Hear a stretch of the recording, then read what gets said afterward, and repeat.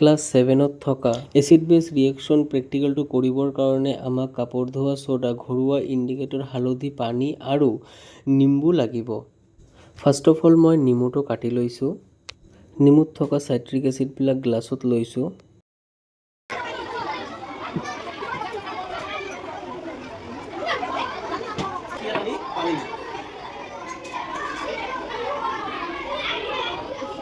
পানী লৈছোঁ। এই হালধিৰ যিখিনি গুড়ি আছে গুড়িখিনি দি হালধিৰ গুড়িখিনি ইয়াত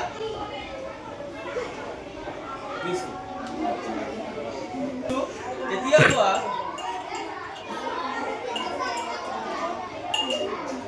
এইটো ৰং কেনেকুৱা হৈছে? হালধীয়া ৰং হৈছে। ঘৰুৱা ইণ্ডিকেটৰ মানে ঘৰুৱা সূচক, ইয়াত যদি মই এতিয়া খাৰক দি দিওঁ তেনেহ'লে ইয়াৰ ৰং কেনেকুৱা হৈ যাব? ৰঙা। এতিয়া এই আমি চেপ্টাৰত কৰিছোঁ যে চাৰ্ফ আমাৰ কি হয়? খাৰক হয়।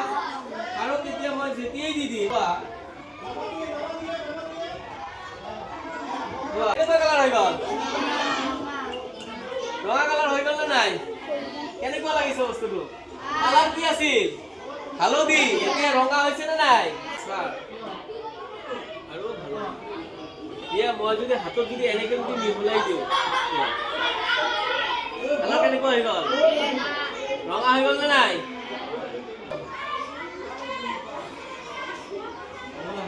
ৰামিলৰ হাতত কিবা আছে?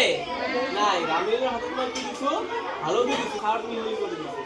ঠিক আছে? কালাৰ কেনেকুৱা হ'ল? হালধি আৰু চাৰ্ফ মিহলাই আমাৰ কেনেকুৱা কালাৰ হৈছে? ৰঙা কালাৰ হৈছে। মোৰ ৰসখিনি মই ইয়াত দি দিম। চোৱা কেনেকুৱা টাইপৰ ৰিয়েকশ্যন।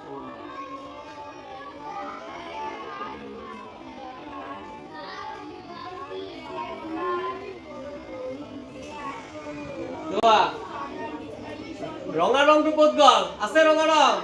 নাই।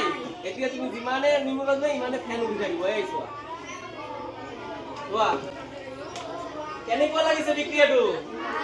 পানীখিনি তোমালোকে চাবা যে ৰঙা কালাৰ ৰং আছিল, এতিয়া চোৱা এই পানীখিনি ৰং চোৱা কেনেকুৱা হালধীয়া পাতল হৈ গৈছে। আমাৰ পেটত কি এচিডিটি হয়, এইখিনি এচিড হৈছে। কৰিছো যে ইনত এনেকুৱা টাইপৰ কিবা এটা পাউডাৰ থাকে, হয় নে নাই? পাউডাৰটোৰ নামটো কি হয়? মেগনেছিয়াম হাইড্ৰক্সাইড আৰু এলুমিনিয়াম হাইড্ৰক্সাইড। এলু মানে কি? খাৰক খাই দিওঁ। খাৰক আৰু এচিডিটি এনেকুৱা টাইপৰ ৰিয়েকশ্যন কৰে পেটৰ ভিতৰত। আৰু ইয়াত তলত যিখিনি আছে সৃষ্টি হৈছে, এইখিনি কি সৃষ্টি হৈছে জানা? নিমখ সৃষ্টি হৈছে। আমি বিক্ৰিয়া কৰিছো যে এচিড আৰু খাৰক একেলগে লগ লাগিলে আমাৰ নিমখ আৰু পানী উৎপন্ন হয়। ইয়াৰ ওপৰখিনি ফেন, ইয়াত পানী, তাত তলত নিমখ। ইয়াত আছে বিক্ৰিয়া। মিহলিয়াই দিয়া আছে নে নাই? চাৰ্বত নাই এনেকে দিয়া। ইয়াৰ পৰা অকণমান টাচ কৰা। এতিয়া এনেকুৱা চাইছা? কালাৰ আছে নেকি? নাই।